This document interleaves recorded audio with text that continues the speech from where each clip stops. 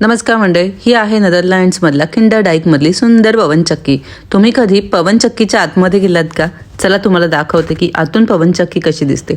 या पवनचक्क्या फक्त एकाच कामासाठी वापरल्या जात नव्हत्या। काळानुसार त्यांचा उपयोग धान्य दळण्यासाठी, लाकूड कापण्यासाठी, तेल काढण्यासाठी आणि इलेक्ट्रिसिटी निर्माण करण्यासाठी सुद्धा केला जात होता। किंडरडाईकमधल्या 2 पवनचक्क्या तुम्हाला आतून पाहण्यास मिळतात आणि त्यातलीच ही एक पवनचक्की आहे। डच लोक कोणती जुनी भांडी वापरायची ती भांडी सुद्धा तुम्हाला इथे पाहायला मिळतात। त्याच्यानंतर हे आहे लिव्हिंग रूम आणि या लिव्हिंग रूम मध्ये सुद्धा किती साऱ्या वस्तू ठेवलेल्या आहेत बघा। इथे एक टेबल आहे आणि या टेबलवर बघा कपडे शिवण्याची मशीन सुद्धा ठेवलेली आहे आणि खिडकीमध्ये किती सुंदर डेकोरेशन केलेले आहे। त्यानंतर एक छोटासा बेड सुद्धा इथे आहे। त्यानंतर आपण वरती जाऊया। या जिन्याच्या बाजूला सुद्धा एक छोटंसं वॉश बेसिन आहे। त्यानंतर वरती आल्यानंतर बघा एक छोटासा बेड इथे सुद्धा आहे।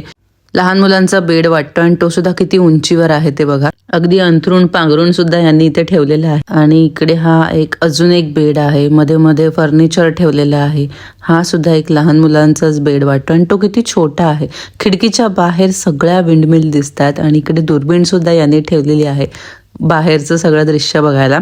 खूप वेगवेगळ्या प्रकारच्या पेंटिंग सुद्धा या विंडमिल मध्ये ठेवलेल्या आहेत। या पेंटिंग्स मधूनच तुम्हाला डच संस्कृतीबद्दल सुद्धा माहिती मिळते। या पवनचक्कीमध्ये इतकी छोटीशी जागा आहे पण त्या प्रत्येक जागेचा यांनी किती चांगला वापर करून घेतलेला आहे तो बघा आणि किती मस्त सुंदर अशा पेंटिंग सुद्धा लावलेल्या आहेत। अगदी एक जुनं लाकडाचं कपाट सुद्धा यांनी ते ठेवलेलं आहे ज्यामध्ये कपडे ठेवलेले आहेत आणि या खिडकीमधून सुद्धा किती सुंदर दृश्य पाहायला मिळतं ते बघा। त्यानंतर या कपाटामध्ये बघा जुने कपडे ठेवलेले आहेत अगदी सजवून की जुनी लोक इथली कसे कपडे घालायचे। त्यानंतर अजून एक फ्लोर आहे।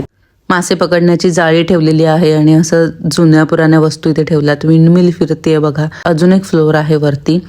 हे बघा इकडे तिकडे जाण्यास मनाई आहे। नेदरलँड्सचा मोठा भाग समुद्र पातळीच्या खाली आहे त्यामुळे पाणी बाहेर काढणं आणि जमीन सुरक्षित ठेवणं खूप गरजेचं होतं आणि त्यासाठीच या विंडमिल बांधण्यात आल्या आणि त्यामुळे या पवनचक्क्या डच लोकांच्या आयुष्याचा एक अविभाज्य भाग आहेत।